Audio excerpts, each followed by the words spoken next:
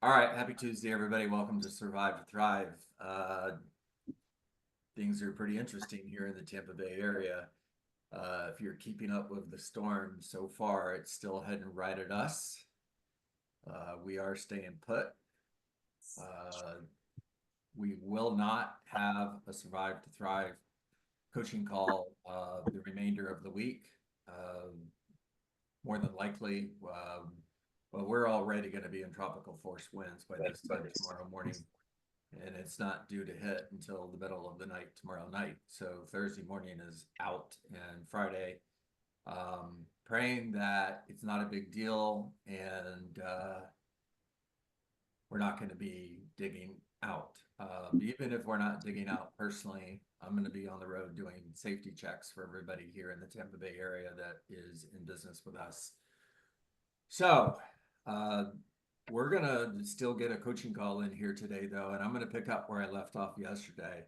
If you're having pricing conversations, remember it's a strategic pricing conversation. It is not a pricing conversation. There's a difference. Please write that down. If you are having a strategic pricing conversation, whether it's in reference to getting a price reduction, that's what we role played yesterday, or if it's getting the price right when you get the listing, I want you to focus on a couple things. So, going back to sellers have scripts. One of their favorite scripts is, well, a buyer can always make an offer, or we can always lower the price later on. I want to focus on those two conversations today. Now, if I'm sitting at the kitchen table with them and I'm drawing pictures, which is what I usually am going to do, okay? And no, I don't bring this whiteboard with me when I go on a listing appointment, although wouldn't that be cool? Michelle, I have a legal pad, and Zig Ziglar used to call it a thinking pad, which I love. And I'm just going to do this as soon as they say, well, we can always lower the price later. Or we can see if I can get that clear off the screen. Hold on. That didn't really help. That made it worse. All right, that's better. Okay, we're good. So recommended price, $795,000. Based on the comparables, based on supply and demand, the recommended price is $795,000. Still trying to get that glare fixed. All right, never mind. And the seller says, man, really want 825. And then they follow that up with, a buyer can always make an offer, or we can always lower the price later on. So here's the conversation around that. I understand that a buyer could always make an offer. And if we were to go fishing and we hung our bait 3 feet above the water, how many fish are we going to catch? And the answer is zero.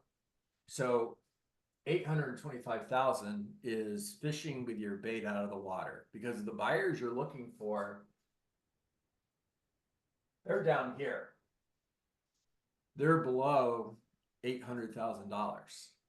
And $825,000, you're going to attract buyers who are looking to spend between 800 and 825,000, and that's going to be the wrong buyer, because your competition is motivated. You have motivated competition wherever you're at. There's always going to be motivated sellers, and there's going to be motivated sellers between 8 and 825. Those sellers probably wanted to price at 850. But they understand how important this is, so they price between 8 and 825. And all you're going to do in that situation is you're going to help sell the competition. You want to be the shining star. All right, that's better. You want to be the shining star. Like, I forget who was saying it yesterday. You're either going to be first place in the beauty pageant or second place in the beauty pageant, and you want to be first place. Tracy said it. Love it. You want to be first place. And at 825,000, you're selling the competition. Now at 795,000, the competition is selling you. If you didn't write that down, you should have. Please write that down. Super important. Now, the rest of this is all script, guys. Pay attention. Mr. and Mrs. Seller, whenever someone says we can always lower the price later on, or a buyer can always make an offer, you know, I think of what typically happens in that situation is we have time on market, and best time to attract the right buyer is 0 to 30 days. If you're in the market during that time period, then you're going to sell your home. If you're above the market, you're not. Now, Clarissa, my experience is somewhere around 90 days out, a seller will come to me or they'll call me up and they'll say, okay, John, you were right. Let's go ahead and lower that price to $795. Well, and this is not going to work because I'm going to make a drastic decrease in this curve here, but you'll get the picture. So that's what it looks like. You're still above the market. Now you're fishing with your bait out of the water 90 days from now because the market's doing this. It's not doing this. Prices are coming down. They're not going up. And your bargaining position gets weaker every day your home is on the market. Write that down. Now, again, in my experience, a buyer is going to come in somewhere about 120 days and they're going to love your home. The first question they're going to ask is, how long has it been on the market? Now, Brian, their real estate agent, says 120 days. Buyer asks, what's wrong with it? The real estate agent says there's nothing wrong with it. So the buyer is excited, they like the house, and it's been on the market for 120 days. If you're the buyer at 120 days, are you making a full price offer? Say no. No way. That's right. Now, as a seller, where is your negotiating position stronger? Is it stronger at 30 days on the market, or is it stronger at 120 days on the market? 30 days on the market. It's 30 days on the market. Who has the advantage at 120 days? Buyers. Buyer. And they know that. So what happens, Tracy, is a buyer comes in and says, all right, opportunity. And they make an offer of, let's say, $775,000. Now, Mr. and Mrs. Seller, at 120 days, you're already 90 days out from when you wanted to sell your home, and you're still in your home. You're not in Florida in that new home, close to your parents and close to your family. And it's the best offer you've gotten. Maybe it's the only offer you've gotten. And now you might even be desperate. And what happens is, and I've seen this happen over and over again, is that seller, they accept the offer for $775,000 now. They're mad. They might even be mad at me, but they sold their home. They sold it for $775 when they could have sold it for maybe $795 in that first 30 days. So they lost $20,000 from what they could have sold it for. So not only did they lose $20,000 trying to make an extra $30,000, by the way, pay attention to that. They lost $20,000 trying to make an extra $30,000. But you've got holding costs of an additional 3 months between 30 days. Yeah, an additional 3 months between 30 days and 120 days on the market. Your holding costs for a home like this is probably going to be somewhere around $4,000 a month or more for principal, interest, taxes, HOA fees. You're spending $4,000 every month not to sell your home. So in that 90-day additional period, not only did you lose $20,000, you lost an additional $12,000 in holding costs. So you lost $32,000 trying to make an extra $30,000. Does that make sense?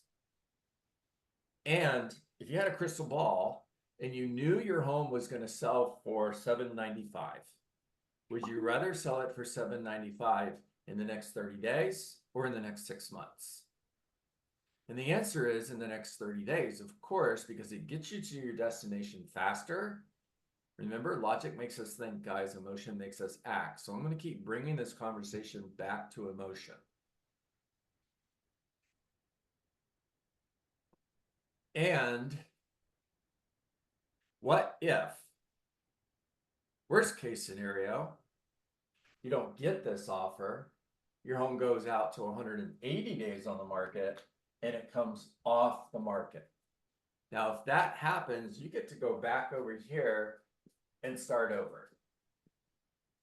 It's 6 months out, and now the recommended selling price is not $795, it's $775, or maybe it's $785, maybe it's $780, but bottom line is less. And guys, here's what the typical seller will do. They'll do all of this the first time their home's on the market in a buyer's market, and then they'll start over. Now the recommended price is $785, and they'll come in with, I want to ask 800. I'm going to ask 800 because I want to have room for negotiation. And besides, a buyer can always make an offer, and we could always lower the price later on. And then they go another 6 months and it comes off the market again. I'm speaking from history. All right. Then they put their home on the market for the third time. Now they're serious. Now they're motivated. Now it's basically, what do you think? They're going to ask the real estate agent. They're not digging in their heels anymore, Joe. It's just, Joe, what do you think? What do we got to do? And Joe says, well, right now, the recommended price to get your home sold in the next 30 days so you can move to Tampa in order to be close to your family is $770,000. They're like, whatever it's going to take. Now, we put the home on the market at 770 would be good, though. For the third time, it's probably 750, guys. All right, pay attention to that. Home prices were dropping between 2006 and 2010 in most of the United States, not everywhere, but prices dropped the fastest in areas where prices went up the fastest. If you didn't write that down, write that down. The areas of the country that were most affected by the last shift were Florida, Texas, Arizona, California, Nevada, California. Those are the areas that get hit the hardest. So maybe it's 750 now. Third time around, it's 750. They sell it for 740, and they sold their home $740,000 in a year and a half. They got all of that additional holding costs when they could have sold it for $795. Now they've lost $50,000, $60,000, $70,000 based on what they could have sold it for if they would have priced it right to start with. All right, logic makes us think, emotion makes us act. So we know that. We also know that people are more motivated by avoiding pain than when they are by going towards pleasure. So Anyema, what we want to do is we want to ask harm's way questions. If we were to put your home on the market at $825,000, my biggest concern for you is not that you're going to get less than you want. My biggest concern for you is we're going to be having the same conversation 6 months from now, and it's going to be even less then. And how far does the price have to drop before you no longer can afford to sell your home? Now you're not moving to Tampa. You're not with your family. You're not enjoying that time in Tampa. And if this market is anything like the last shift, it took 8 years for prices to get back where they were before the prices started going down. So what if this caused you to be in your home another 8 years? Are you okay with that? Now, if you've got a motivated seller, the answer is going to be no. 100% not okay with that. All right, talk to me, guys. What'd you hear?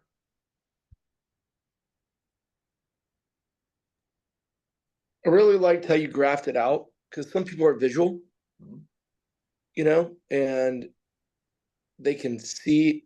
And if you ask questions on that graph, there's only one right answer. That's right. I mean, you're leading them to the conclusion that they should be thinking anyways. So I think that was really, really good. It takes a lot of practice to be able to present it like that, but I think It it's very does. effective. It does. Here's the good news though, Brian. I mean, this is on video like for the 100th time, right? And everybody here can go watch those videos over and over and over and over again. They can start practicing this delivery over and over and over again to the place, Michelle, where they've mastered this conversation. Remember, I told you every single word of this is a script. And you're like, that's ridiculous, John. There's no way. It is. And I'm not saying that to take credit, because who cares about that? I'm saying it because if I can, and I'm not the smartest person in the room here, guys, I promise you that all of you can do this too. I like the emphasis on the first 30 days. I mean, I think we all do. But I've had other agents that I've co-listed with kind of snap on me and say, hey, don't do that. They're going to think that you just want a fast sale and that you're not trying to get the most money for their property. And myself, that's never my intention, is a fast sale for my benefit. Well, Sean, I'm really glad you brought that up. So let's talk about that here for a moment, guys. This goes back to the 3 questions that everybody is asking themselves about us, right, Clarissa? They're asking, can I trust you? Do you care about me? Can you help me? We have to convey, you can trust me and care about you, and I know what I'm doing. The best way to do that is to demonstrate that we're not attached to the outcome. So I'm going to let them know this is about your goals. If you want to start at $825,000 and you don't sell your home, I'm completely okay with that. As long as you're okay with that. I'm never going to be more motivated to sell your home than you are. There's 3 reasons homes don't sell: price, presentation, and marketing. The good news is I control the marketing, and I'm really, really good at marketing your home to the right buyers. You control price and presentation. So whether or not your home sells is completely up to you. Now, I'll even tell them if it sounds like I want to sell your home just so quickly so I can get a commission check, the commission on a $20,000 difference is nothing. I'm not just trying to get a commission check. It doesn't matter to me. I'm going to sell 5, 6, 7, 8, 9, 10 homes every month, whatever your number is. You need to tell them that. If it's 2 a month, tell them that. If it's 3 a month, tell them that. I'm going to sell 2, 3 homes a month every single month, whether your home sells or not. So if your home doesn't sell, I'm okay with that as long as it was your decision not to sell your home. So this has nothing to do with me getting a paycheck. It's all about you achieving your goals. Hey, John, I threw the PDF I use. It's similar to the chart that you did in the chat. So if anybody wants to take a look at it, they can.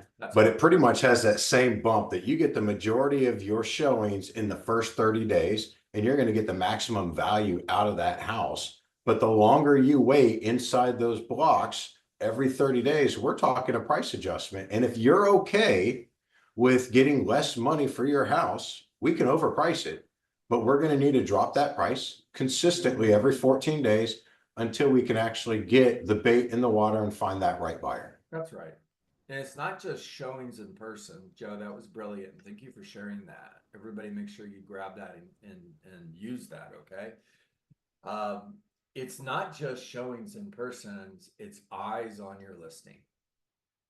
And the moment your listing hits the MLS, it also hits the internet, and there's 300 plus websites that are showing you what your listing. And there's thousands of people who are looking at it. Thousands in the first 30 days. By the way, John, you just nailed it with the eyes right there. It's like, I'll even compare it. You guys know my analogies. I'm going to prom on this next one. So it's like, I tell them, I'm like, you remember that senior prom? You get one prom. You get one prom to walk in those doors and make that impression with all eyes in that entire room on you at that one moment. You will never get that moment back. So it's up to you. Do you want to walk in those doors and have everybody looking at you, or you want to stroll in when you don't got one pair of eyes even glancing your way? Oh, that's good stuff, guys. That's good stuff. Well, Tracy, I screwed that up because I promised nobody was looking at me at the prom. So It's all about your companionship, right? oh my gosh. All right. All right. Listen, I've got 9:26, so we're gonna have to wrap this up. I just want to make sure that in case anybody jumped in here late, everybody's crystal clear on this. There is not a Survive to Thrive call the rest of the week. We will be back Monday, God willing. And that's not drama. When I say God willing, it simply means power and a Wi-Fi signal. I have no fear. I shared the video with you the day that I did because listen, there are full-blown panic attacks going on here in the Tampa Bay area where I live. There is. People are losing their mind. They're shutting the water off today at noon. This storm doesn't even hit until tomorrow night. Everything is boarded up. Stores, everything. If you didn't get out and get prepared, it's too late. The interstates that are leading out of the Tampa Bay area are parking lots. If you didn't evacuate already, it's too late. So it's a lot of people very, very scared here. And I'm human. I have concerns, but I'm not afraid. And I'm going to preach for just a moment because I get the opportunity to do that every so often, and you guys give me a little bit of grace, and I appreciate that. We have a thorn of protection that sits around us. This is in the Bible, guys, and that thorn of protection says that until your time is up, God's plan, there is absolutely nothing that can happen to you. Now, if you've lost somebody close to you and you're thinking, John, I really don't like that and I don't agree with that, I understand. I do. I can appreciate you feeling that way. I do. All right. That's a wrap. Praying for you, John, Thank you, John. stay safe. Praying for you guys. Straight your way. All right. All right. Y'all make it a great day. Okay. I'll see you Be Monday. careful out there, John. All Stay right. safe. See you Monday. All right. See you See you everybody. Monday, man. See you. Bye, guys.